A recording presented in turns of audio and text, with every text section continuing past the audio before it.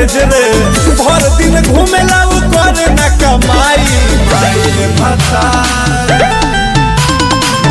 रे भतार बेचे मूस के दवाई। माई रे भतार बेचे मूस के दवाई।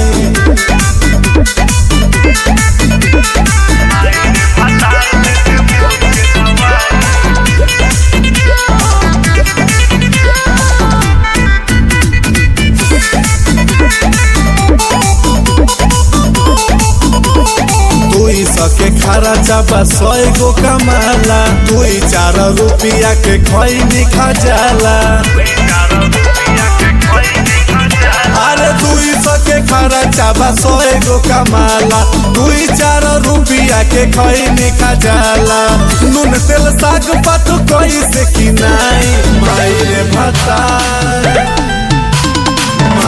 भतार बेचे मूस के दवाई।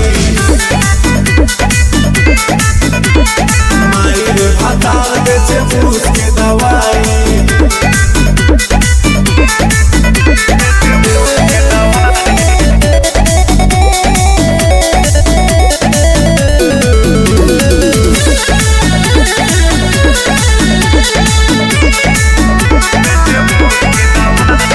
घर छोड़े बाहर न जाले हमर पति बिना मेहनत के ना होई प्रगति। घर छोड़ी बाहर न जाले हमर पति बिना मेहनत के ना होई प्रगति। बबली मंगल जी के कैसे समझाई। माई रे भतार बेचे मूस के दवाई।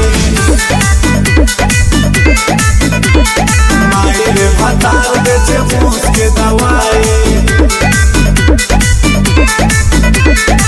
कमे बाबूधी उकर कमे बाएज रे काहे के शादी कैलू दे के दहेज रे भर दिन घूमेला उ करे ना कमाई। माई रे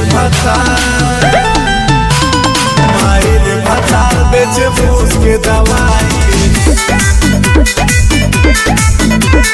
माई रे भतार बेचे मूस के दवाई।